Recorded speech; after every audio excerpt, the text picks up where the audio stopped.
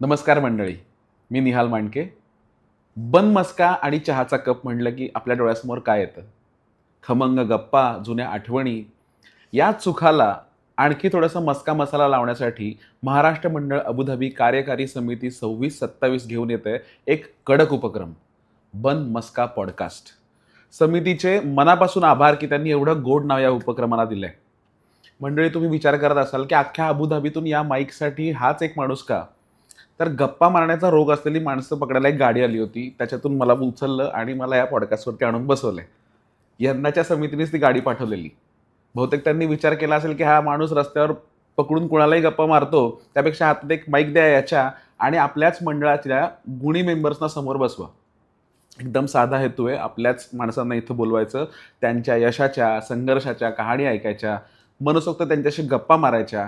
कारण प्रत्येक माणसाकडं सांगण्यासारखी एक गोष्ट असते, एक अनुभव असतो, जो आपल्याला कळत नकळत शिकवून जातो, सुखावून जातो. त्याच आपल्या लोकांच्या गोष्टी तुमच्यापर्यंत पोहोचवण्यासाठी एक राबवलेला उपक्रम म्हणजे हा बन मस्का पॉडकास्ट. बाकी चहा तयार आहे, बन मस्काही आलाय आणि आपले आजचे पाहुणेही आलेत. चला तर मग सुरू करूयात. तर मंडळी, आता तुमची उत्सुकता इथून पुढे शिगेला नाही लावणार आहे. हे असं एक कपल आहे ज्याला आपण सगळेजण ओळखतो, एवढ्या वर्षांपासून ओळखतोय. आणि त्यापैकी एक अशी आहे की जी स्टेजवरती आल्यानंतर आपल्या नृत्याच्याद्वारे सर्वांना मंत्रमुग्ध करते. आणि आपला तो मित्र आहे, तो चार चौघांमध्ये जेव्हा आपण एकत्र बसतो त्यावेळेला गप्पांचं एक सेंटर ऑफ अट्रॅक्शन बनून जातो. अशा या एकदम अवलिया कपलला, शीतल आणि अमित जळकीकर यांना आज आपण आपल्या पहिल्या बन मस्का या पॉडकास्ट वरती बोलवलंय. नमस्कार, स्वागत आहे तुमचं. नमस्कार. मला आता सुरुवात करूयात. पहिला प्रश्न म्हणजे तुम्ही इकडे अबुधाबीमध्ये आलात कसे? का आता मला तरी माहितीये, पण आपले जे प्रेक्षक आहेत त्यांच्यापर्यंत पोहोचवण्यासाठी की बाबा हा प्रवास कसा झाला इथपर्यंत येण्याचा, अबुधाबीत येण्याचा? बोल. माझ्यासाठी हा प्रवास लग्नापासूनच सुरू झाला. म्हणजे आमचं जेव्हा लग्न ठरलं तेव्हा अमित बहरीनला होता. आणि म्हणजे जी लग्नानंतरची मेंटली मी प्रिपेअर्ड होते की अबुधाबीतच यायचं आहे.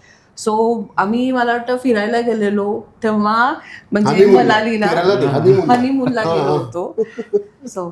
तर त्यावेळी तिकडे आम्ही ह्याचे सगळे पेपर सबमिट करायला सायबर कॅफे शोधून, म्हणजे हनीमून राहिला बाजूला आणि आम्ही अबुधाबीमध्ये जॉब हंट करत होता. अमित काय झालं ऍक्च्युली, मी 2005 ला बहरीनला गेलो. मी इंडियामध्ये होतो, मुंबईमध्ये. त्याच्यानंतर मला 2005 मध्ये बहरीनला जॉब लागला. तर माझं ऑटोमेशन फील्ड असल्यामुळे आणि माझा एक आधीच्या स्नायडरच्या कंपनीमधला मित्राचा मेहुणा बहरीनच्या काय कंपनीचा हेड होता. तो बोलला की मला चांगला एक बिझनेस डेव्हलपमेंट माणूस हवा आहे, तर तू बहरीनला आणशील का? मी म्हटलं ठीक आहे, मी जाईन. पण तिथे गेल्यानंतर मला असं वाटलं की बाबा ही seems to be, this is not the place I should continue my career. मग माझा इथे एक मित्र होता अबुधाबीमध्ये. तो बोलला इथे येतोस का? बहरीनला 5 वर्ष? नाही, 2 वर्ष. 2005 to 2007. नंतर मग तो बोलला की येतोस का? मग मला लग्न पण ठरलं होतं त्यावेळी जस्ट. तर मी म्हटलं की ठीक आहे, अबुधाबी, दुबई.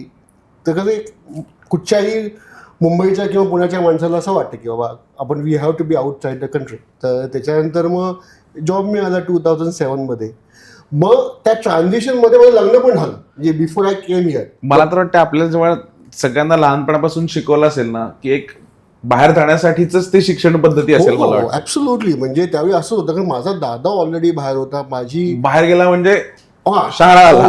आणि नंतर माझी ताई ऑलरेडी कॅनडाला होती. तर माझ्या आईला सारखं असं वाटायचं की बाबा की तू पण जायला पाहिजे. म्हणजे ऍट द एज ऑफ 63 तिच्या वेळेला मी तिला सोडून ऍक्च्युली बहरीनला गेलो. ते ऍक्च्युली तिचं कौतुक करायला पाहिजे मला विचारलंच तर. पण कमिंग बॅक टू दिस की बाबा म्हणजे जॉब लागला अबुधाबीचा. पण त्याच्या आधी जी प्रोसेस असते की बाबा त्यावेळी कसं होतं की लॅपटॉप वगैरे असं काही प्रकार नव्हता. सो यू हॅव टू बी, होता लॅपटॉप वगैरे पण इंटरनेट नव्हते, ऍक्सेसेबल नव्हता. सायबर कॅफेमध्ये आम्ही हनीमूनला गेलो होतो. तिकडनं मी माझा CV पाठवला, मग त्यांनी माझा विजा पाठवला. तर मनालीला आम्ही असं करत होतो. असं सगळं या निमित्त काय तुम्ही मनालीला गेलात असं करू शकतो. आणि तुम्ही दोघं कसे भेटलात? शीतल सांगेल. शीतलचं ते क्रेडिट आहे. मुंबईला एक विवाह संस्था आहे. तर नाव नोंदवलं होतं माझं. आणि आम्ही 4 बहिणी. तर पप्पांची ते म्हणतो रिच्युअल होतं की सगळ्यांसाठी स्थळं आणायची, मग ते सगळ्यांना पत्रिका पाठवायच्या.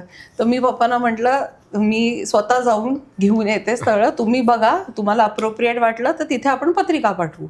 तर दादरला एक मॅरेज ब्युरो होतं, तिथे मी गेले. तिकडे म्हणजे असं संडेचा प्रोग्राम सौ कुलकर्णी शिवाजी पार्क स्वामी समर्थांच्या मठाच्या बाजूला. आणि हे रिच्युअल होतं की दर रविवारी विकेंडला जायचं आणि स्थळं घेऊन यायची तिकडनं आणि अशी बरीच कलेक्ट करायची अटेंड, कारण का सारखं सारखं जाणं नाही व्हायचं. तर मग कलेक्ट करून घरी घेऊन यायचंय, पप्पांना दाखवायचे हां. आणि म्हणजे ह्यांच्या बाबतीत या स्थळाच्या बाबतीत सांगायचं झालं तर त्यांनी मला एक असं लेजर सारखं दिलं, त्याच्यावर ते इंजिनियर्स लिहिलेले. आता तुमचं जसं शिक्षण त्याप्रमाणे ते तुम्हाला फाईल्स द्यायचे. तर मी पोस्ट ग्रॅज्युएट असल्यामुळे मग त्यांनी त्या अनुषंगाने मला डॉक्टर, इंजिनियर्स असे त्यांनी फाईल्स दिले. मी आपली शोधतेय झालं. माझे काही क्रायटेरियाज होते त्याच्यामध्ये, तर मी बघत होते की काय हे कुठलं पास होत आहे. त्या माझा महत्वाचा क्रायटेरिया लिहिला होता तिकडे. तुझा क्रायटेरिया काय होता? हिच्याकडे लिस्ट होती, तुझा तसा तू नाव काय होतो ना माझा, मी तुझा होता की लग्न करणे आणि लग्न करणे. आणि ह्याला म्हणजे त्यांनी ठरवलेलं की त्याला नोकरी करणारी हवी होती. म्हणजे हा त्याचा क्रायटेरिया होता, मस्ट होतं ते लिस्टमध्ये. आणि नेमकं त्याच्यात ते लिहिलं नव्हतं. त्या स्थळाच्या खाली अमित झळकीकर आणि असं सो अँड सो आणि असं, म्हणजे अपेक्षा असं काही नाही की मन मिळावं आणि असं एवढंच लिहिलं होतं. आणि मी झळकीकर आडनाव बघितलं, मी म्हंटल झळकीकर आहे, म्हटलं काय आडनाव आहे. माहेरचं काय होतं आडनाव? मुळे. हा, पण मी झळकी झेड वरनं तर मी कधीच म्हणजे झेंड्यांशिवाय मी काही ऐकलं नव्हतं आडनाव. मी म्हटले काय, पण खाली ना बहरीन लिहिलेलं. आणि माझी सख्खी बहीण बहरीनला होती काही वर्ष. तर मी म्हटलं जाऊन दे, नको बहरीन. पण मी स्पाय कॅमेरा लावले होते आमच्या ऑफिसच्या बाजूला. तेव्हा नाही, ते नंतरची गोष्ट आहे ती. बट मी आपलं पान उलटलं. मी म्हटलं काय आडनाव आहे, आपल्याला काय माहिती नाही. आणि मी आपलं उलटलं. आणि एंड ऑफ द डे फक्त 2-3 स्थळं आली. मी म्हटलं जाऊन दे, हे पण आपण घेऊया की बहरीन लिहिलेला आहे, चौकशी करता येईल. कारण का त्यावेळी अरेंज मॅरेजेसमध्ये हा क्रायटेरिया असायचा. इट वॉज अ मस्ट की माहिती काढणं, कुठलं माहिती काढणार, काहीतरी एक सोर्स पाहिजे किंवा असं.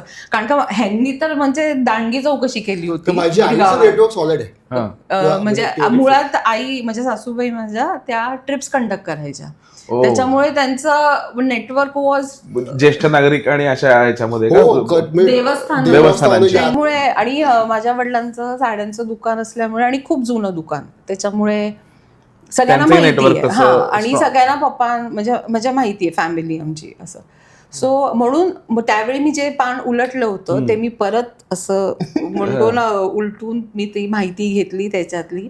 आणि स्थळ आम्ही तिथे पत्रिका पाठवली. आणि ह्यांच्याकडे पत्रिका, म्हणजे आई टूर्सवर असल्यामुळे पत्रिका जमवणार कोण, कारण का घरी कोणीच नाही. त्याच्यामुळे ते सगळं डिले थोडा झाला तिकडे. इव्हेंच्युअली आम्ही पत्रिका पाठवल्याच्या 6 महिन्यानंतर आमचा बघण्याचा कार्यक्रम झाला.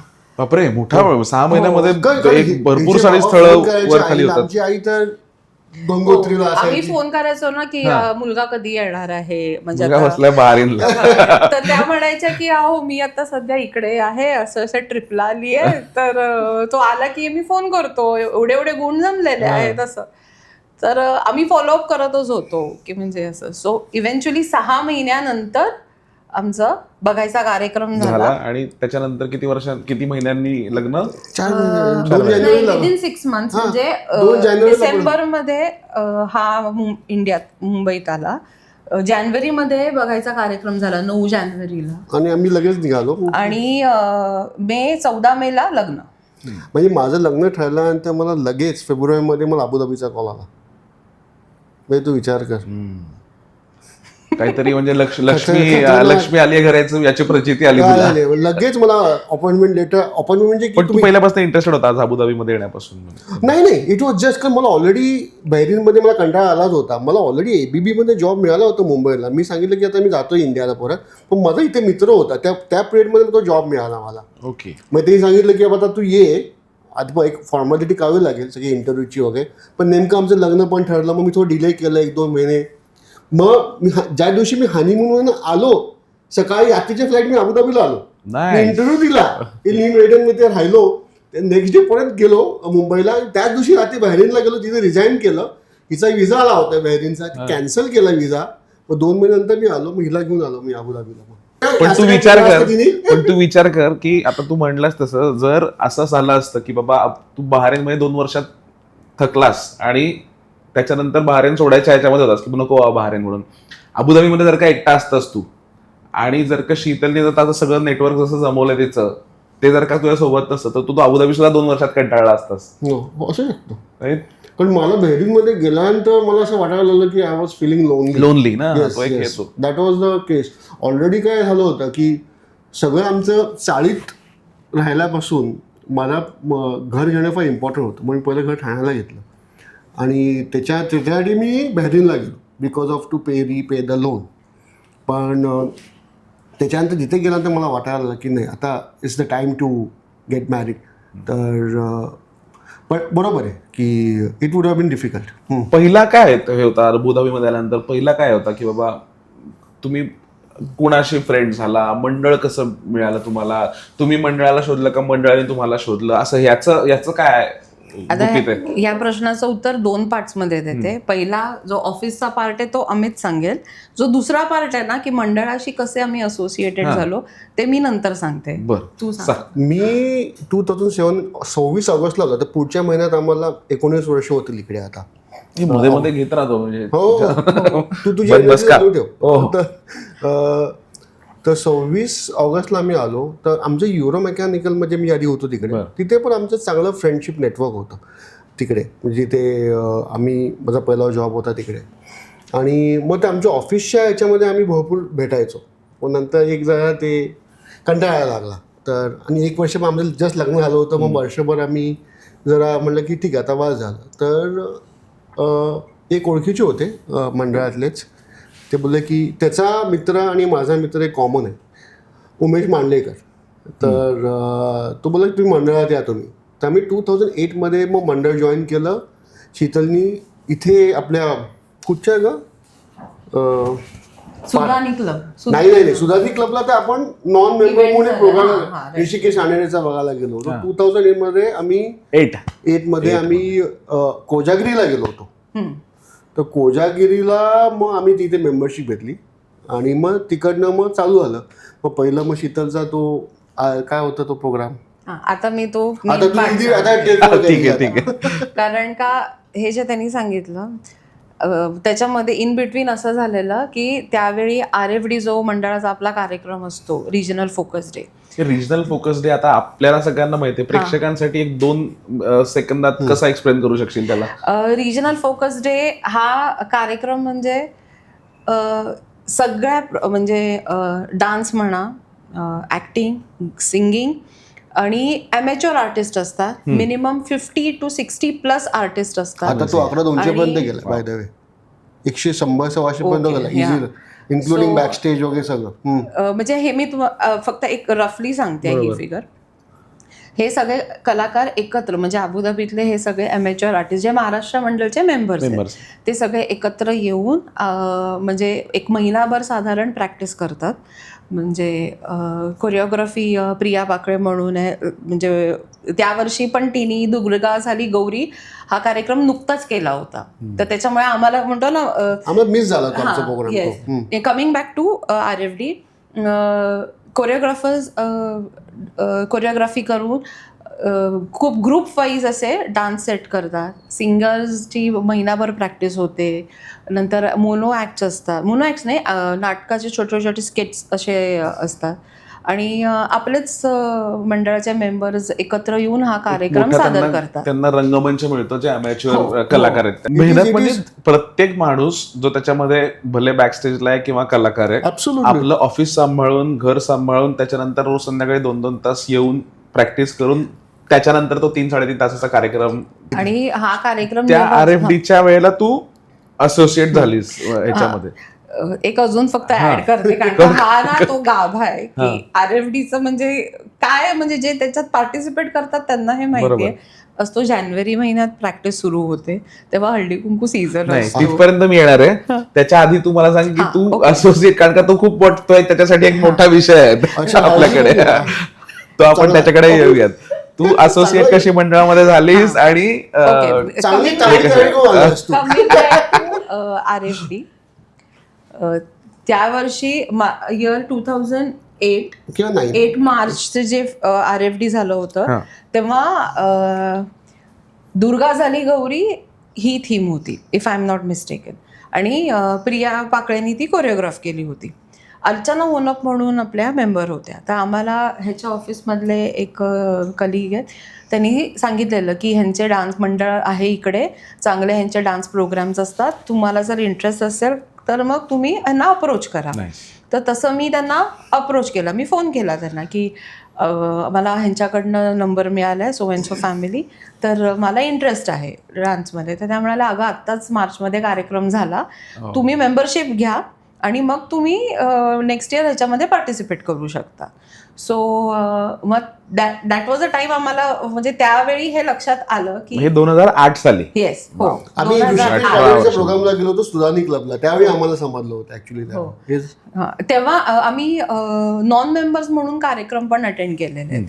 आणि तो अनुभव म्हणजे जरा वेगळा होता, कारण का मी भारतातनं लग्न होऊन इकडे आले होते, तर तिथे गेट टुगेदर, फॅमिली फंक्शन्स ह्याची कन्सेप्टच वेगळी होती. बरोबर आहे. आणि इकडे टोटली वेगळी कन्सेप्ट Correct. होती. आणि मी अमितला म्हटलं की तेव्हा ना असं म्हणजे बुफे असं लावलं होतं, ते क्लबच्या इथे बाहेर असं होतं.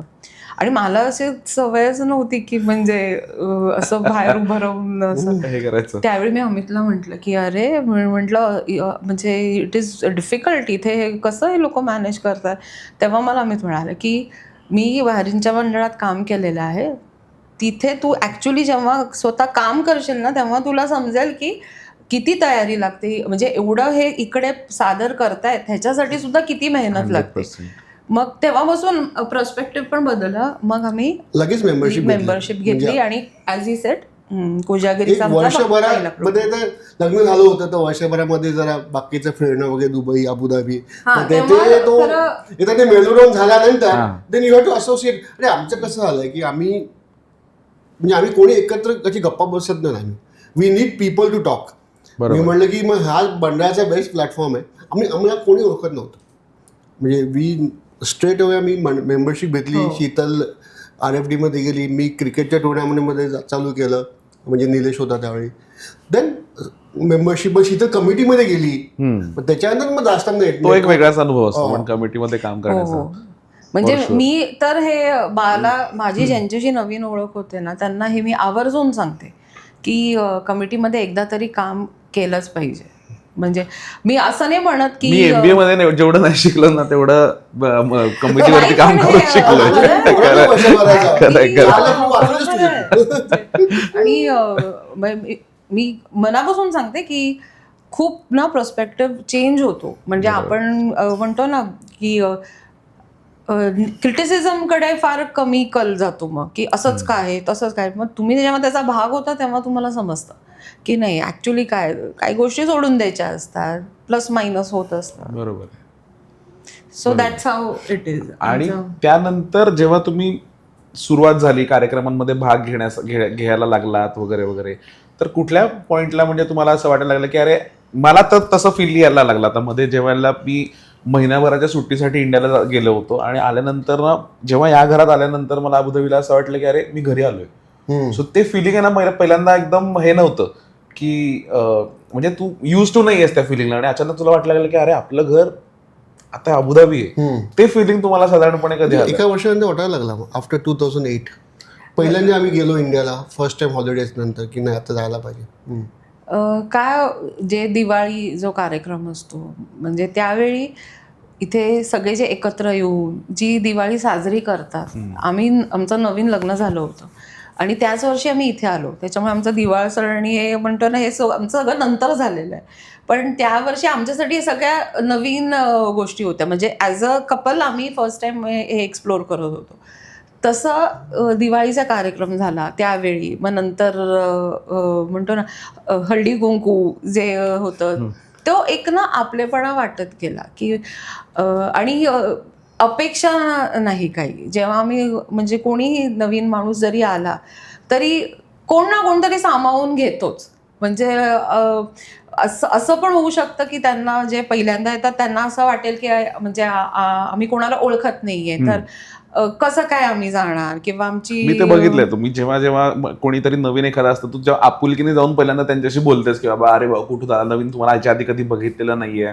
मग आम्ही हे लक्षात ठेवून की आम्हाला जेव्हा पॉसिबल असते की जसं तुम्ही म्हणालात की आम्ही जाऊन बोलतो, प्रयत्न करतो नवीन कोणी असेल तर जाऊन ओळख करून घ्यायची आणि जेवढं कम्फर्टेबल करता येईल त्यांना करायचं असं. पण हे ह्या स्टेजला जे आलो ते मंडळाचे कार्यक्रम सगळे आम्ही एक एक जे आम्ही अटेंड करत गेलो ते दरवर्षी आपली दिवाळी असते, दरवर्षी हे आपले काही गणपती कार्यक्रम असतो. त्या त्या टप्प्यात होतातच. सगळ्यात मोठा कार्यक्रम गणपतीचा असतो. हे सगळे कार्यक्रम दरवर्षी जरी ते म्हणतो आपले रिपिटेटिव्ह असतात तरीही 26-27 कार्यक्रम असतात दरवर्षी. हो. Right? तरी म्हणजे हे सगळे कार्यक्रम जसे आम्ही अटेंड करायला लागलो तसं तसं आम्हाला अमित, तुला एक आता अमितला म्हणून एक प्रश्न, तू जसं हळदी कुंकवाचा जो मोठा मुद्दा एक म्हणलास त्याच्यावरती तुला असे कोणाचे कुठल्या दुसऱ्या नवऱ्यांचे वगैरे असे धमकीचे फोन वगैरे येतात का तुला? भरपूर काय करतो तशा भरपूर फोन येतात. संदर्भ थोडासा मध्ये भरपूर फोन येतात मला. कारण का त्याचा संदर्भ थोडा द्यायचा म्हणजे काय की ज्या वेळेला कधी आता अबुधाबीमध्ये आता आय डोंट नो, म्हणजे मी तर कधी या संकल्पनेला मी कधी बघितलं नव्हतं की बाबा एवढ्या मोठ्या लेवलला हळदी कुंकू वगैरे काय असं काय प्रकार असतो बाबा.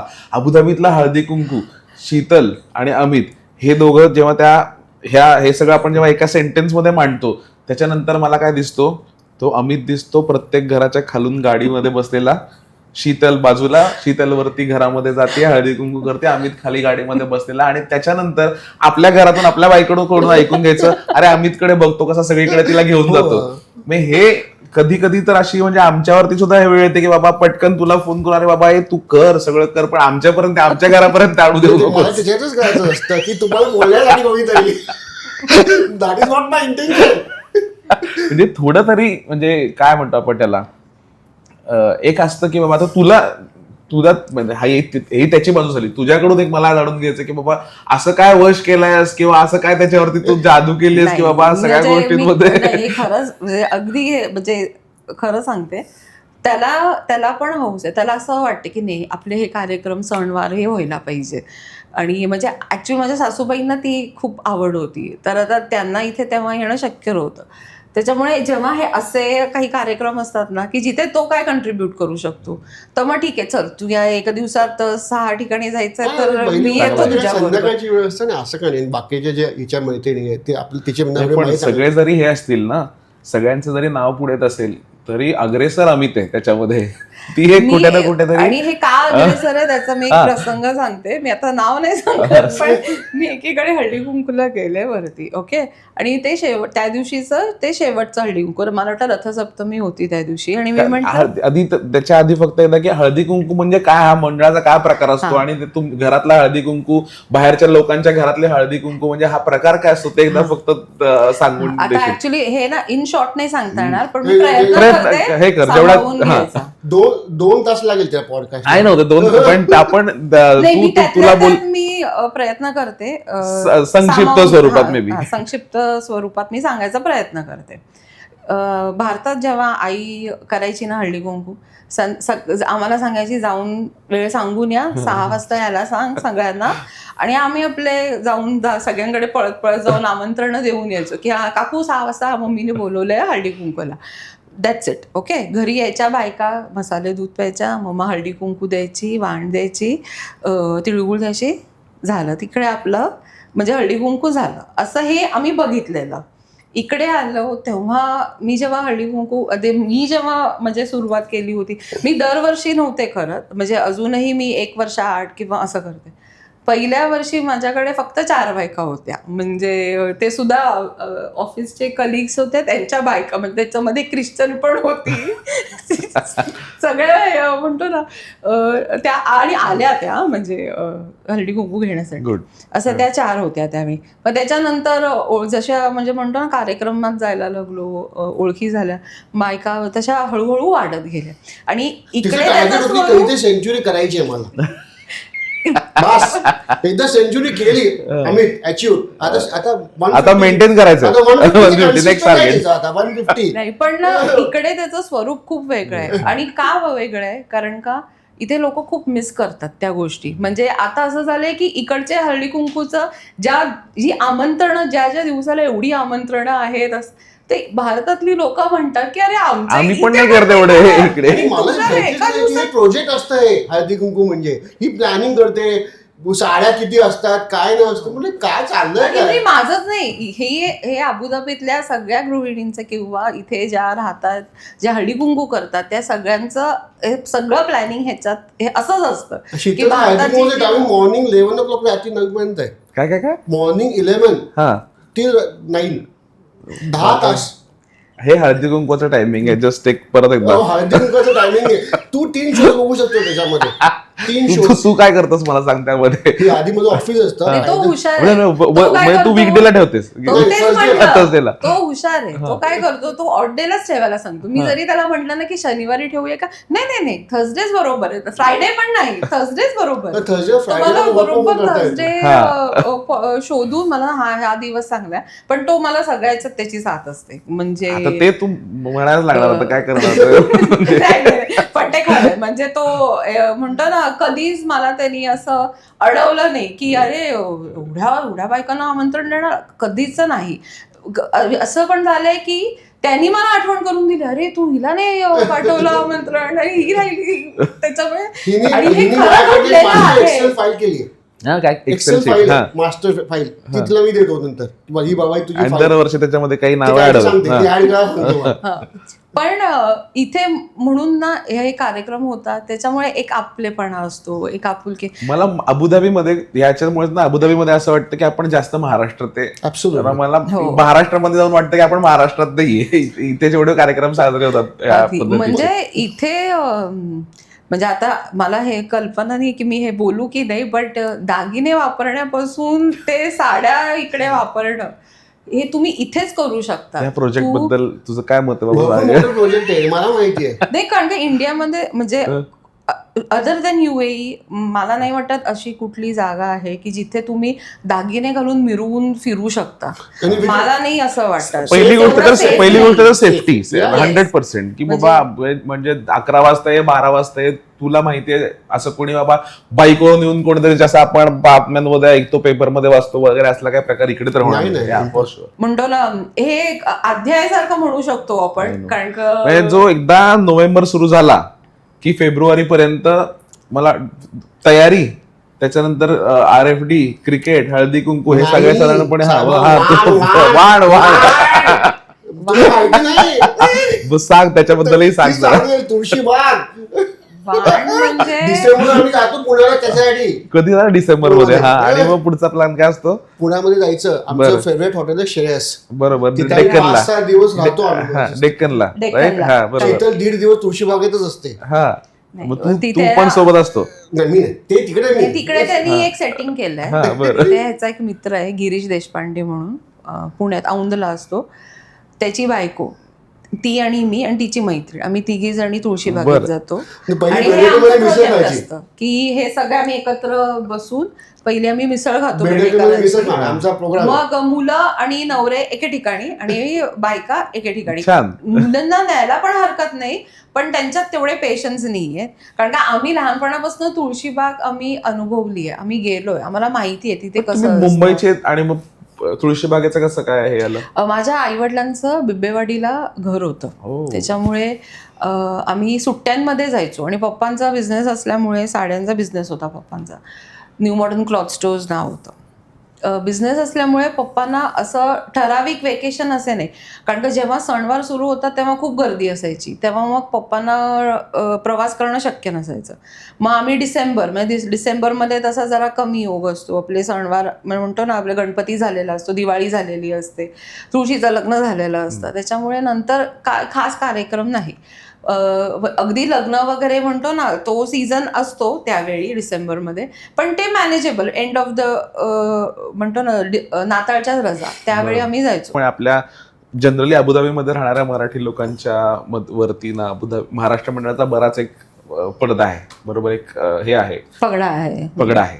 त्याच्या पलीकडे जाऊन जेव्हा अमित आणि शीतल तुम्ही विचार करता तुमचं दैनंदिन जीवन म्हण किंवा डे टू डे लाईफ, आता तुझं ऑफिस म्हण, आता समजा तुझ्याशी निगडीत कुणाला जर का काही करिअर करायचं असेल, तू जे करतोय आज ते जर का नवीन कोणतरी अबुधाबीमध्ये माणूस येत असेल एखादा आणि त्याला जर का ते करायचं असेल तर ते करताना काय करावं लागेल, किंवा आता तू तुझ्या डे टू डे लाईफ सोडून तू एक चांगला मोठं तुमचं सोशल सर्कल जमवलंयस, तर अबुधाबीमध्ये येणाऱ्या एखाद्या मुलीला सेटल होताना या काय गोष्टी कराव्यात त्यांनी, की जेणेकरून त्यांना इथला प्रवास त्यांचा अबुधाबीतला अजून जास्त सुखकर होईल आणि सेटल व्हायला खूप सोपं पडेल?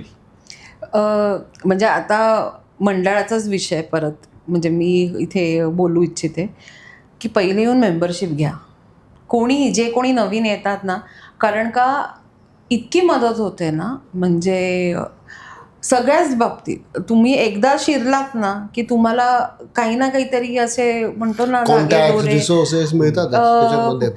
हे मी माझ्या लेवलवर सांगते की म्हणजे ज्या नुकतंच लग्न झालेल्या आहेत की ज्यांना काहीच माहिती नाही आहे अबुधाबी, आणि ते म्हणजे म्हणतो ना, त्यांनी नवीन संसार सुरू केलाय, असे कपल्स असतील. आता काही कपल्स ज्यांना बरीच वर्ष आहेत त्यांना अनुभव असतो की नवीन ठिकाणी गेलं की आपण कसे सामावून घेऊ शकतो. तर जे मी स्पेशली नवीन म्हणतो ना, जे नुकतेच लग्न झालेले त्यांना तर मी हे आग्रहास्तव सांगेन की मेंबरशिप घेतल्याने काय होतं, तुम्हाला ना खूप गोष्टी समजतात. आणि UAEचं जर उदाहरण याचं झालं आपल्या, तर इन इट सेल्फ की खूप म्हणतो ना, माहिती तुम्हाला इझिली अवेलेबल आहे, सेफ आहे कुठेही. सो तुम्ही यू कॅन रीच आउट, म्हणजे तुम्ही लोकांपर्यंत कॉन्टॅक्ट करू. म्हणजे मी असे पण इथे किस्से ऐकलेले आहेत की फेसबुकवरती इंडियातनं मेसेज केला आणि इकडे आल्यानंतर ते चांगले त्यांची फ्रेंडशिप डेव्हलप झाली, असे पण मी किस्से बघितलेले आहेत की म्हणजे ऐकलं. आणि हे आम्ही जवळून बघितलेले. रिसोर्सेस मध्ये कॉन्टॅक्ट मध्ये जे येत असतात, मी त्यांना सांगतो करिअर वाईज सुद्धा, करिअर वाईज मी त्यांना सांगत असतो आणि त्यांना सांगतो की कनेक्ट व्हायचं असेल तर ऑफकोर्स ते आधी घेत नाहीत मेंबरशिप किंवा नंतर घेत नाहीत, पण नॉट ओनली हे, पण म्हणजे समजा एखादा मराठी माणूस असेल, मराठी नाही किंवा कोणी, तू काय करतोस आणि तुझ्या करिअरमध्ये त्याला करिअर पुढे करायचं असेल तर काय करावं लागेल या संबंधी? हो, मी तसा बऱ्यापैकी गायडन्स कोणी विचारलं तर देतच असतो. पण की बाबा पहिली गोष्ट म्हणजे इकडे एक मोठा ड्रॉबॅक असं आहे की आपण इथे जास्त आल्यानंतर कम्फर्ट झोनमध्ये भरपूर येतो आणि हा एक मोठा ड्रॉबॅक आहे. आणि आपण स्वतःला इथे अपडेट नाही करत, आपल्याच फील्डमध्ये आपण स्वतःला अपडेट नाही करत. हे मी जे पण यंग लोक असतात की तुम्ही स्वतःला कंटिन्यूस अपडेट करत राहा, कारण तुमचं इंडस्ट्री जे नॉलेज आहे इकडे थोडं कमी होतं, कारण तुम्ही जास्त लोकांशी कम्युनिकेट होत नाहीत आणि स्पेसिफिक ग्रुप बरोबरच तुम्ही राहत असतात इफ यू सी. आणि त्याच्यामुळे तुम्हाला माहिती नाही की काय चाललंय. तू कधी कधी इंडियाला गेला 1-1.5 वर्ष, तुझ्याच त्या मित्राने मागे पडल्यासारखं तुला असं वाटतं की तुम्हाला मागे पडलास. म्हणजे तू कन्सिस्टंटली स्वतःला एज्युकेट करणं फार इम्पॉर्टंट आहे. तू कुठच्या पण फील्डमध्ये असू दे, तू सप्लाय चेनमध्ये असशील किंवा हॉटेल मॅनेजमेंटमध्ये असशील किंवा आमच्या ऑटोमेशन बिझनेसमध्ये असतील किंवा फायनान्समध्ये असतील, यू हॅव टू अपडेट. आणि हा एक मोठा ड्रॉबॅक आहे गल्फचा की बाबा, because the quality of life is fantastic. त्याच्यामुळे कशाला आता नंतर करू, थोडा माणूस लेझी होतो, बघू रे, मंडळाची पार्टी आहे, मित्राची पार्टी आहे, तर हे कारण विकते. आम्ही टॉकिंग अबाउट अबुधाबी, इथे आपल्याकडे भरपूर बऱ्यापैकी वेळ आहे भरपूर काही गोष्टी करण्यासाठी. मी तुला सांगतो, हा दुबईमध्ये नाही आहे. मी ऑफिस कम्युट मध्ये एवढा वेळ जातो ना रे. हा तू तर रोज जातच असतो दुबईत, तुला तर माहिती आहे. पण म्हणजे हे फार इम्पॉर्टंट आहे, कारण नंतर काय होईल माहिती आहे का, आता डिजिटल वर्ल्ड एवढं आलं आहे आणि तुम्ही त्या स्पीडमध्ये असाल तर you will be out of the race. आणि ह्याच्यासाठी म्हणजे मी पण आत्ता ह्या एजमध्ये पण मी शिकत असतो काय ना काहीतरी ह्याच्यामध्ये फार म्हातारा नाही असतो म्हणजे पण मी अजून एक सांगेन, आणि स्पेशली म्हणजे मगाशी जसं मी सांगितलं की जे न्यूली वेड्स आहेत, मी असंही म्हणेन की ज्यांचं लग्न झालेलं नाहीये, मेल फिमेल कोणीही इकडे येऊन खूप छान पद्धतीत एकटे राहू शकतात. इथे सगळ्या सोयी आहेत. तुम्ही जरी म्हणतो ना घरी कोणी येऊन स्वयंपाक करायचा तसंही अवेलेबल आहे. तुम्हाला वाटलं की बाहेर जाऊन खायचं तर तुम्हाला घरगुती जेवण पण मिळेल. जेवण काय बनवतो, जेवण बनवताना काय वगैरे नाही, मी त्याला किचन मध्ये येऊन देत नाही. काय म्हणजे ह्याच्यामुळे का काही बनवत नाही बनवणार नाही, नाही त्याच्यामुळे बनवणं म्हणजे एक म्हणजे सुरुवातीचंच वर्ष होतं तेव्हा मी याला म्हटलं माझं ना पित्तामुळे डोकं दुखतंय, तर वरण भाताचा कुकर लावशील का? तर ह्यानी मला की मग आता मग किती पाणी घालू, मी त्याला म्हटलं होतं की गुरगुट्या भात कर, म्हणजे जो आता किती म्हणजे ही गुरगुट्या भात हा कन्सेप्ट जे कोकणातले त्यांना माहिती आहे, चुलीवरती तो थोडा मऊ भात पाणी घालून घोटून तो असा करतो. तसं मी त्याला म्हटलं होतं. तर मी म्हटलं चल हे नाही तर ऍटलिस्ट तुला हे गुरगुट्या भात नाही माहिती, कुकर लाव. त्यांनी मला एवढे प्रश्न विचारले त्यांनी मला त्याच्यात. मी म्हटलं अमित जाऊन दे, मीच करते. आणि म्हणजे हा एक प्रसंग की माझं डोकं दुखते, शेवटी मी म्हटलं मीच करते किचन मध्ये जाऊन. हा तू नको करूस. हा एक प्रसंग असा की मला म्हणाला की चल मी आज दाल फ्राय करतो. तर ते काय नवीन लग्न झालेलं असतं त्याच्यामुळे आपण काही जास्त नाही म्हणतो ना, त्यावेळी नाही हा शब्द पुस्तकात येतच नाही. म्हणजे त्यावेळी जे दिवस असतात त्याच्या हो सगळं हरकत नाही कर तू, असं असतं. त्याच्यामुळे मला म्हणाला मला कांदा चिरून दे, मोहरीचं मला कुठे ठेवलंय ते सांग, किती घालायची सांग. मी म्हटलं मग तू काय केलंस? त्यांनी फक्त म्हणजे मी त्याला सगळी तयारी करून दिली, लसूण ठेचून नशीर ठेवून साईडला ठेवलेली, कांदा चिरून ठेवला मी, तुला आठवत आहे काय? मिरच्या पण काम एकदाच करा असं की परत सांगितलंच नाही पाहिजे. मी ऐसा काम करो लोग बोलना चाहिए भाई तू रहने दे, हम लोग खुद ही कर लेंगे.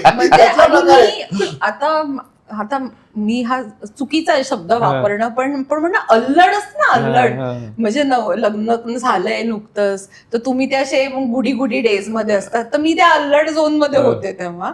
तर जेव्हा मी इंडियाला फर्स्ट टाइम गेले तर मी म्हटलं अरे हा ते राहणार ते गुजराती थाळीचं जेवण, म्हणजे मेसचं डेली कसं खाणार. मी खरं सांगते फ्रीज वरती मी खिचडीची रेसिपी लिहून ठेवलेली, आणि कसे डाळ तांदूळ मोहरी फोडणी कसे करायचं सगळी मी प्रोसिजर. जाताना मी डाळ तांदूळ भिजवून गेलेले, मी म्हटलं हे फोडणीला टाकायचंय, मी सगळं लिहून ठेवलेलं आहे, एवढं फक्त कर, आणि तुझ्यासाठी हे म्हणजे तयारी करून ठेवलेली आहे. मी भारतात जाऊन आले, ह्या माणसाने तो जो कुकरचा डबा होता ज्याच्यात डाळ तांदूळ भिजत घातलेले त्यांनी फ्रीजमध्ये सरकवून ठेवलेला, काही केलं नाही त्यांनी. म्हणजे मी मला सुचेना मी आता काय बोलू ह्याच्यावर, आणि म्हणतो ना सरावलेलो नव्हतो ना बरोबर. आता कसं आता करून दाखव, आता नाही म्हणणार ना, मला माहिती अपेक्षाच नाही करत. कारण का जेव्हा आम्ही दोघंच होतो तेव्हा आमच्याकडे ना असं एक हँगर असा होता ज्याच्यामध्ये कप्पे असे होते आणि सगळ्या हॉटेलचे मेनू कार्ड होते त्याच्यात. हा काय करायचं, मी जर म्हंटल ना की अरे कंटाळा आलाय, बोल कुठं मागवायचंय, त्याची ही तयारी असते. मग मी अपेक्षा नाही करत की तू येऊन स्वयंपाक करावा. पण आता मी असं म्हणेन की ज्या मुली होतकरू आहेत, जेव्हा तुम्ही मुलं बघता, म्हणजे मुलांमध्ये एकतरी म्हणतो ना किचन मध्ये एक आयटम करता, एक काय म्हणतात आपला स्वयंपाकाचा पदार्थ त्यांना जमतोय, खिचडी म्हणा, वरण काहीतरी ऑमलेट काय पोहे करणं, एवढं तरी त्यांना यायला पाहिजे. कारण का आता खूप म्हणतो ना खूप बदललंय सगळं. म्हणजे आधी कसं होतं की बायकांनी घर पण सांभाळायचं, किचन पण सांभाळायचं, ऑफिस पण सांभाळायचं. आता असं झालं की तो थोडासा बॅलन्स ना चेंज होतोय की आता म्हणजे हजबंड्स पण इक्वली इन्व्हॉल्ड असतात. म्हणजे म्हणजे सगळ्या ड्युटी, म्हणजे जसं तू मगाशी विचारलंस ना की इकडे म्हणजे काय चिंता असते, ते तुम्हाला मुंबईत तुम्हाला समजा कोणी काम आपलं आलं नाहीये, शेजारी फोन करून की आमची मावशी आल्या नाहीये तर तुमच्या मावशींना पाठवाल का, ती सोय इकडे नाहीये. म्हणजे भांडी घासायची म्हणा किंवा भांडी घासायची what I mean to say is की हाऊस होल्ड कोर्स जे असतात ते तुम्ही तिकडे सगळी सोय होते, इकडे ते नाहीये. हे इथे तुम्हाला म्हणजे म्हणतो ना प्रोफेशनली मग तुम्हाला बोलवायला लागतं. पण त्यावेळी जेव्हा दोघंही नवरा बायको म्हणून जेव्हा एक टीम म्हणून जेव्हा काम करतात तेव्हा ठीक आहे, चल आज तू हे नाही केलं, आज मी हे करतो. आणि म्हणजे मी आता म्हणतो ना हे मला कधीच काही असं कव्हर अप म्हणतो ना हे मी सांगायचं हे सांगायचं नाही. तो मला आत्ता सुद्धा टिल टुडे की मशीन लावायचं काम त्याचंच असतं, तोच करतो. तो कधी असं नाही म्हणत की तू का नाही लावत किंवा, कारण का मी कामच एकदा असं केलेलं की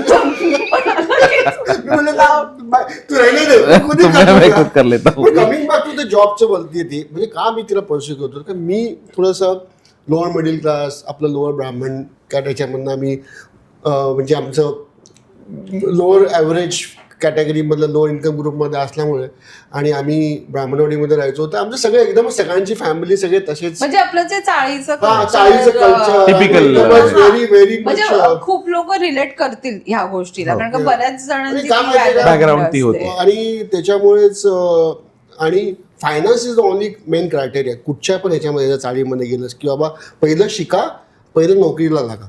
and that was applicable to all the girls आमच्या चाळीमध्ये, सगळे आमच्या बाजूला सगळे जे होते ते. आणि that was there in my mind. आणि आम्ही पण असं काही नोकऱ्या लागल्यानंतर आमची सगळी परिस्थिती चांगली झाली. म्हणजे इट इज नॉट लाईक हिचं जर त्यातलं त्यात चांगलं होतं म्हणजे कम्पॅरेटिव्हली काहीच्या वडिलांचं शी हॅड व्हेरी गुड चाइल्डहुड. माझं तसं नव्हतं, इव्हन माझ्या दादाचं की माझ्या ताईचं. सो आवर थिंक पहिले इंजिनिअरिंग व्हा आणि नोकऱ्या लागा, that was our first plan. मग हिला मग मला कन्व्हिन्स करायचं होतं की बा तू कर. शेवटी कन्व्हिन्स केलं कारण तू त्या बॅकग्राऊंड मधून आला होता. हिनेच मला कन्व्हिन्स केलं की नोकरी का नाही करायला पाहिजे. नाही का नाही करायला पाहिजे नाही, मी का नाही करत, मी असं नाही म्हणत नोकरी करू नये, करायला पाहिजे. आणि आज तर म्हणजे काळाची गरज पैशांच्या म्हणजे फायनान्शियली नाही मी म्हणत आहे की जसं ज्या चेंजेस होत आहेत आजच्या काळात आणि इव्हन मुलांच्या दृष्टीने पुढे तुम्हाला माहिती पाहिजे की म्हणजे काय घडतंय, अवतीभोवती काय गोष्टी होत आहेत, अपडेटेड जसं हा म्हणा. मला वाटतं की हा पूर्ण वैयक्तिक प्रश्न आहे, ज्याच्या त्याच्या फॅमिलीचा त्यांना त्यांच्या परिस्थिती माहित असतात, आर्थिक गणित माहित असतात, त्याप्रमाणे कमिंग बॅक टू तिची जी पॉझिटिव्हिटी आहे, मी माझी एवढी पॉझिटिव्हिटी नाही, जे तिच्यामध्ये तेवढी पॉझिटिव्हिटी आहे, ज्या पद्धतीने लोकांना ती गाईड करते वगैरे, इट इज नॉट पॉसिबल. मी एवढं गाईड असं नाही, पण म्हणजे हे पण मी म्हणेन की इथे राहून जे अनुभव आले त्याच्यावरनं मला म्हणजे एक मला असं वाटतं की आपल्याशी कोणी जेव्हा संवाद साधतो किंवा बोलतो तर जेव्हा आपण म्हणजे म्हणतो ना की तो त्याच्या घरी गेला आपण आपल्या घरी, तर ना त्या माणसाच्या मनात आपल्याबद्दल ना चांगल्या ऐकून घेणारा पाहिजे. बरोबर की बोलणाऱ्याचे चणे विकले जातात आणि ऐकणाऱ्याचे हिरे विकले जातात, हे प्रकार आहे. मी कितींदा असं शीतले म्हणून बोलत नाही, पण कितींदा मी भरपूर लोकांना मोटिवेट करते ती. ते मला कधी कधी जमत नाही. मग ती जी पण कुठची समोरची बाई असेल किंवा तिची मैत्रीण असेल, if she is feeling low आणि तिने शीतलला फोन केला, शी मेक शुअर की ती भरपूर मोटिवेट करते. म्हणजे हे मला नाही जमणार कधी कधी, which she can do that. आणि हे खरंच कौतुक आहे. मी म्हणलं ना, मी माझा एक रूल म्हणजे मी हे स्वतः आत्मसात केलंय की जे काय घडतं ना, म्हणजे आता हे खूप म्हणतो ना असं सगळ्यांनी वापरलेलं आपलं बोलून खूप असं वापरलं गेलेलं आहे वाक्य, बट जे होतं ते चांगल्यासाठी होतं. आणि आपण आता या सिच्युएशनला आपण असं रिॲक्ट करतोय ते तर करणार, पण तू जर शांत राहिलीस किंवा तू वेगळ्या पद्धतीने पॉझिटिव्हली काही विचार केला, सो दॅट तू त्याच्यावर वर्क करतेस. म्हणजे म्हणतो ना की तुमचा बघायचा दृष्टिकोन चेंज होतो. आता मी खूपशा गोष्टी हळूहळू म्हणजे मला कळलं की कोणाशी आपण आता दारावरती कोणी येतात, आमच्याकडे डिलिव्हरी बॉईज येतात जे नूनवाले किचन बंद किती वेळा येतात त्या आठवड्यातून घरी नूनचं तू डिलिव्हरी वाले सडन त्याच्यावरून त्यांच्यासाठी चॉकलेटचा डबा वेगळा, पाणी वेगळं. नाही नाही, असं ते देत्याचं चांगुलपणाच आहे. मला प्रश्न असा आहे की ते किती वेळा येतात याच्यावरून. असं नको विचारू किती वेळा घरी येतात, नाही बाहेरचं तुमचं खाणं किती हा वेळा ते हे विचार. मी फक्त उलट्या आहे. घरी येऊन डिलिव्हरी देतात, आम्ही सुद्धा बाहेर जाऊन जेवतो, ते सगळे त्याच्यातच विकेंडमध्येच त्या गोष्टी होतात. पण म्हणजे एक्झाम्पल सांगत होते मी की आता जे डोर स्टेप वरती येतात, तर आता उन्हाळ्याचे दिवस असतात म्हणा, किंवा आता रमादान होतं त्यावेळी तर बरोबर 7:30चा टाइम जेवणाचा, आणि सगळेच करतात, असं नाही की आणि आम्ही कोणत्या रेस्टॉरंटला गेलो मग तिथं सगळ्या कुकला भेटणार, सगळ्यांना भेटणार, कुठे ISC स्टाफला भेटणार, मग सगळं त्यामुळे तर तिचं तसं PR नेटवर्क तिने जमवलंय ना.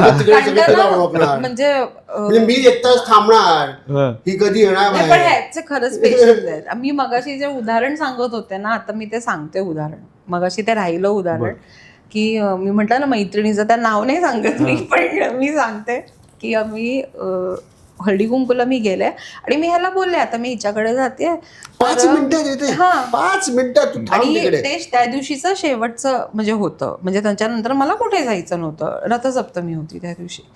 मी तिथे गेल्यानंतर एवढ्या सगळ्या आम्ही बायका होतो, आम्ही आपलं बोलतोय आणि मी विसरून गेले, हा खाली थांबलाय आणि मी आपली निवांत. नॉर्मली कुठेही गेलो ना की असं असतं ना की अरे मला पुढे जायचंय, मला पुढे हळू, आम्ही थांबलाय खाली पटकन, मग म्हणजे असं कधी असं निवांत नाही तिकडे, आणि मी बसली आपली निवांत. ह्यानी तरी तासभर झाला आणि मी फोन जवळ नाही. आता मी बाजूला ठेवून दिलं, पण आता काय मला गरज नाहीये फोनची. फोन एकीकडे, मी एकीकडे, फोन उचलतच नाही, आणि मला त्या बायका सगळ्यांचा आहे फोन करतच नाही मला. पर्स मध्ये असतो ना, आपल्या खिशामध्ये असतो फोन, तो फरक आहे त्याच्यात. तू मला फोन करतच नाही, हाही वेगळी कंप्लेंट. हा ओके. ते सगळ्यांची कॉमन कंप्लेंट आहे. पण त्यावेळी असं झालं की मला बायका म्हणाला अगं फोन येतोय अमितचा, फोन येतोय अमितचा. मग मी विचारलं, म्हटलं काय रे, म्हणाल अगं मी 1.5 तास झाला खाली थांबलोय. त्यावेळी मॅच चालू होती, मग मला काय तसा काय प्रॉब्लेम म्हणून तुझा फोन नाही केला बरं आहे, वरती आहे, बरं आहे. दोनदा फोन केला, फोन केलेला आहे. कारण का हा ना मार्केटिंग वाला आहे, म्हणजे हे मला ना खूप नंतर कळलं. मी जेवढ्या वेळ बसलोय त्याच्यापर्यंत मला तरी असं वाटायला लागलं की तू जर का त्याच्या जॉब मध्ये असते तर जास्त सक्सेसफुल असते. ऍब्सोल्युटली. पण मी खरं हा मार्केटिंग वाला आहे, तर ना ह्याची बोलायची जी शैली आहे ना, त्यावेळी त्यांनी मला माझं असं इम्प्रेशन झालं होतं की हा वॉकला जाणार आहे आणि मग तो मला घ्यायला येणार आहे. तर मी वाट बघत होते की हा फोन करेल, आणि मी ते विसरूनच गेले की आमचं काय बोलणं झालंय, की हा थांबणार आहे का जाणार आहे का, फोन तर हातात ठेवायला पाहिजे ना की फोन. पण असं पण म्हणजे माझ्या माहेरी तर म्हणजे मला असं ह्याला मानतात, आदर्श जावई म्हणतात ना, तसं बसूया देवाच्या बाजूला. कारण का मी खूप तू ते सासरी का तू अबुधाबीत जरी फिरलास तरी तुला लोक तसेच करत असेल. पण मी खूप अशी म्हणतो ना, अशी रिबेलियस टाईप होते लहानपणी. म्हणजे म्हणणं ना, अभ्यास करायच्या वेळीच नेमकी मी बाहेर खेळायला जाणार, मग आई पकडून आणायची. ते माझी जी जर्नी होती, पोस्ट ग्रॅज्युएशन, डिप्लोमा, हे जे माझ्या म्हणतो ना आईवडिलांनी हे जे बघितलेलं ना, आणि त्या प्रोसेसमध्ये माझं जे म्हणतो ना, जसं माझा नेचर होता की मी शॉर्ट टेम्पर्ड आहे, म्हणजे शीतलला हिटर. अच्छा, मी हिटर पण आहे आणि मी नावाप्रमाणे कूलर पण आहे. का माहितीये का, मला राग धरून ठेवायला आवडत नाही. झालं मी बोलून मोकळे होते, मला आवडत. सगळा राग माझ्या होते, ज्याच्यावरती राग ते राग नाही काढणार, राग माझ्या होते. ते साहजिक आलं, ज्या क्षणी ती हे झाली, मंगलाष्टक झाली, त्यावेळेला ती जबाबदारी तुझ्या अंगावर आलेली आहे. कसं आहे, आता मी बाहेर कोणाशी काही माझं बोलण्यात झालं किंवा मला नाही आवडलं, तर मी त्या व्यक्तीला जाऊन कसं बोलू की नाही असं कसं तू बोल. हे मी नंतर शिकले. आधी माझा होता नेचर की मी पटकन बोलायचं, कारण का माझ्या मनात काही नाहीये ना, मी फक्त हे बोलून दाखवलं एवढंच. मग नंतर मला कळलं की आपल्याकडे जर आता एवढं म्हणतो ना की असा ऑप्शन आहे की ज्याच्याकडे मी सगळं बोलून वेंट आउट करू शकते आणि तिकडे तो विषय संपतो. म्हणजे माझ्या डोक्यात काही नाही. हे झालं बाहेरच्या गोष्टींबाबतीत. ओके, इव्हन आमच्यामध्ये सुद्धा जेव्हा काही अशा गोष्टी होतात की मला काही पटलं नाही त्याचं, किंवा आवडलं नसेल मला काही, तर एक तर म्हणतो ना एक्सप्रेशन वरनच त्याला हो. समजतं, समजतं. आपल्या नक्षत्राला पण समजतं. 4 पावलं लांब. 50 डिग्री टेम्परेचर वाढलेलं आहे इकडे. हा.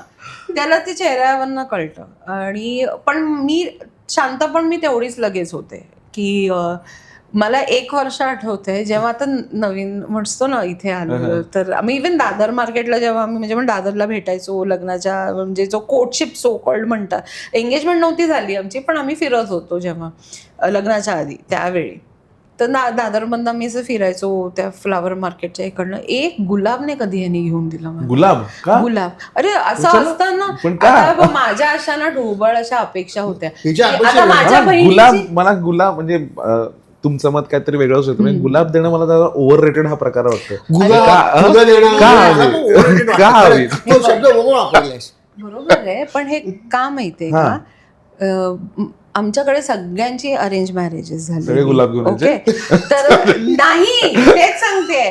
पण मला असं व्हायचं ना की माझ्या जनरेशन पर्यंत दिल तो पागल है वगैरे पिक्चर घेऊन गेले होते, तर मग ते असं ते पपी लव्ह, मग ते कॉलेजमधले. पण मग नाही आपण ह्या गोष्टीमध्ये लक्ष नाही घालायचं, ते तसं प्रोग्राम फीड केलेला होता. तर माझं मी कधी म्हणतो ना असं, म्हणजे म्हटलं ना की मी थोडीशी अशी फिल्मी. बॉईश फिल्म, नाही, हा. मी बॉईश पण होते. मला असं ते असे सदरा घालून कोल्हापुरी चप्पल जीन घालून, माझं भवन्स कॉलेज म्हणजे भारतीय विद्या भवन कॉलेज, विल्सन कॉलेजच्या शेजारी, बरं. ते माझं कॉलेज. तर आमच्या कॉलेजमध्ये सगळे असे म्हणतो ना की ABVP असे एकदम स्टुडंट काउन्सिल वाले असे सगळे पारंपरिक कपड्यांमध्ये असे. आणि हे आणि सगळे म्हणजे मला आत्ताच्या याच्यामध्ये गुंडराजवाली लोक. बरं. म्हणजे ही, आणि त्याचा अपोजिट मी. हा. पण त्याच्यामुळे ना असा कधी कल नव्हता म्हणजे ह्या गोष्टींकडे. तर मला असं वाटायचं की लग्नानंतर नवऱ्याने तरी द्यावं गुलाब असं.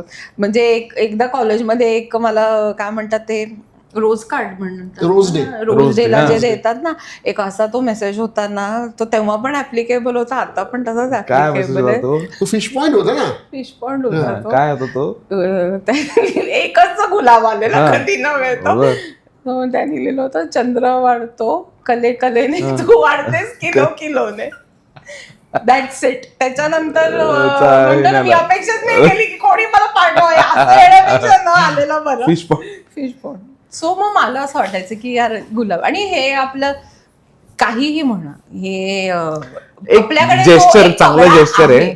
नाही, पिक्चरचा पण तो पगडा आहे आहे, की असं ते म्हणजे फुलं घेऊन जाणं, असे भरपूर अशी फुलं उधळणं, आणि हे सगळे म्हणजे म्हणतो ना innocence, ते ह्याने काहीच नाही केलं. नाही, आणि Miserable. दोन आता हे 2 कपल भेटतात तेव्हा एकमेकांना फुलं वगैरे घेऊन जाणं आपण हे म्हणतो, पण 2 मित्र जेव्हा भेटतात तेव्हा कधीच फुलं घेऊन जातात आणि बापरे, जाऊ दे, आपण. आता म्हणजे बोलतो ज्या ना. सगळ्या परिभाषाच वेगळ्या आहेत ना.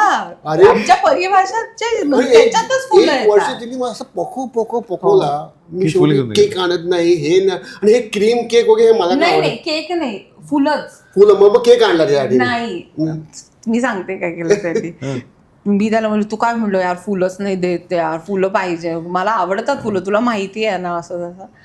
एवढा वैतागला ना तो, म्हणजे मी अक्षरशः भांडलेलं आहे त्याच्याशी की अरे एवढी वर्ष झाली, तू कधी, अक्षता व्हायच्या आधीची गोष्ट, एवढी वर्ष झाली आहे, तुला असं नाही वाटत म्हटलं एक तरी फुल कधी अॅनिव्हर्सरी म्हण किंवा असं कधीतरी आणावं. आता आमच्या वेळी आम्ही मम्मी पप्पांच्या म्हणजे जेव्हा माझे मम्मी पप्पा म्हणतो ना त्यांच्या उमेदीच्या काळात होते त्यावेळी आम्ही बघितले की पप्पा गजरे घेऊन यायचे किंवा म्हणतो ना असं ते म्हणतो ना, it was there way of expressing affection for each other.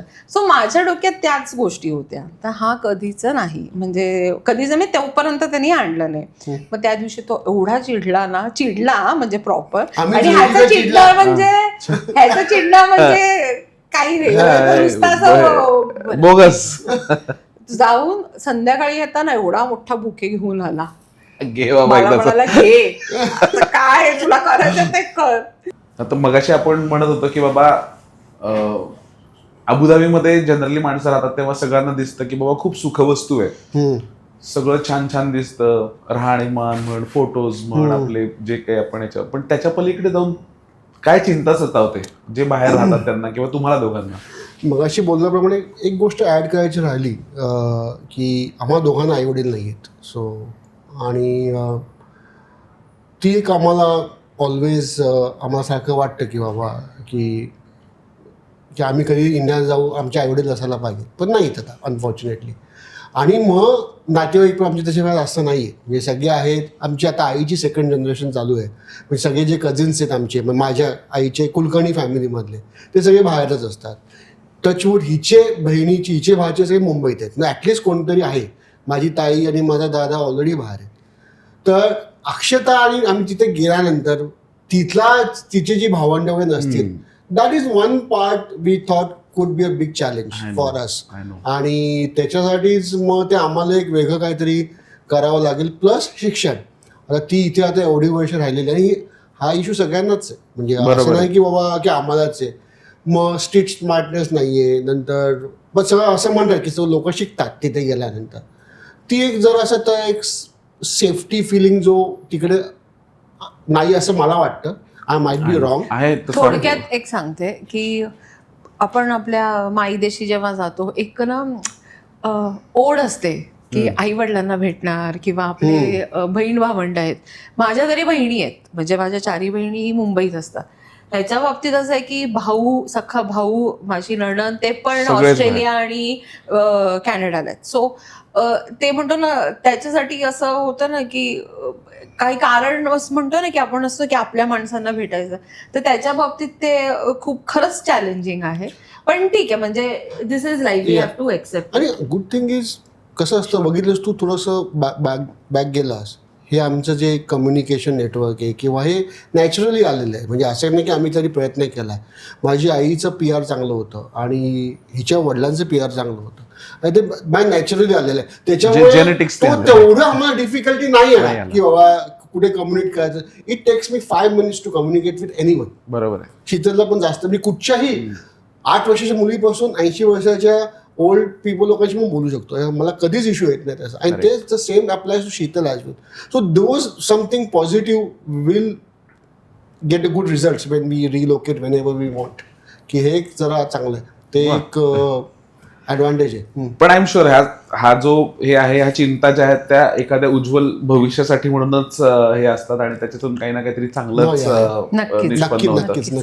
आता आपण कार्यक्रमाच्या या पॉडकास्टच्या शेवटाकडे आलोय. मगाचपासून तुम्ही दोघं पण बघता की हे समोर तरी ठेवलंय आपल्या, पण हे खायला का मिळत नाही. सांगत पण नाही तू खा म्हणून. नाही असं ते जिंकायचंय. ते जिंकायचं कसं, तर मी तुम्हाला काही ना पटकन आपण ते रॅपिड फायर वगैरे तसे प्रकार असतात ना, त्या पद्धतीने प्रश्न विचारणार. मी शीतलला प्रश्न विचारणार अमित बद्दल की तू त्याच्या ओळखीचं काय जे प्रश्न असतील ते त्याच्याशी निगडीत, आणि अमित तुला मी शीतलच्या निगडीत प्रश्न विचारेन. त्याचं जर का तुला उत्तर बरोबर मिळालं, उत्तर जर का तू बरोबर दिलंस किंवा तू बरोबर दिलंस तर तुम्हाला ते तुम्हाला बन मस्का खायला मिळेल. अदरवाईज मग तुम्ही आज फक्त चहा पिऊन घरी जाणार. ते तुमच्यावरती आहे आता. किती एकमेकांना ओळखताय बघूयात. Let's do it. ओके, चला. पहिला हे आहे की शीतलला विचारतो, अमितचं फेवरेट फूड काय? दाल फ्राय राईस किंवा दाल फ्राय रोटी. दाल फ्राय त्याला खूप आवडतं. असे त्याला बरेच क्युझिन्स आहेत, पण favourite is dal fry. Okay. आणि आता मी अमितला विचारतो, अमित तुला काय वाटतं शीतलचं आवडतं फूड काय? सँडविच. खरं दोघे तुम्ही जिंकल्या. दोघांना तुम्हाला एक बाईट खायचा आहे पहिल्यांदा.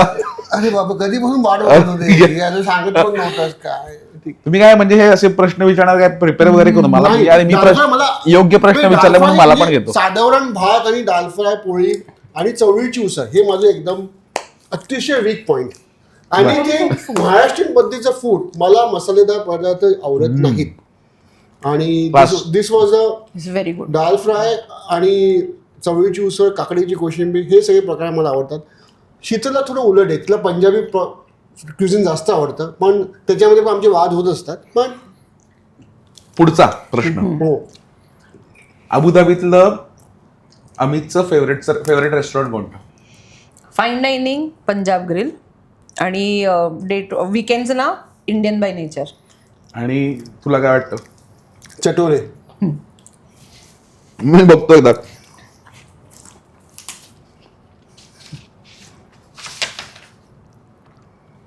इंडियन बाय नेचर आणि संगीत आणि चटोरे. बरोबर. घ्या आता पुढचा अजून एक तुम्हाला तुम्ही अर्न केलाय.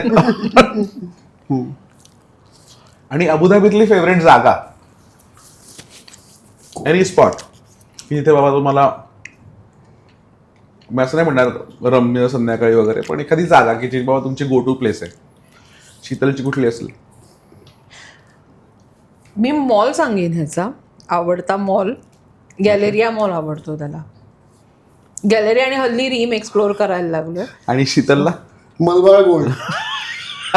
मलबार गोल्ड हमदान स्ट्रीट मध्ये जा, चिमणीच्या घराच्या इकडनं जा, मलबार गोल्ड बघ जा, गोल्डचा रेट किती आहे, गोल्डचा रेट किती आहे. अरे काय आहे? ते मलबार गोल्ड आहे, ते बघायला नाही आहे.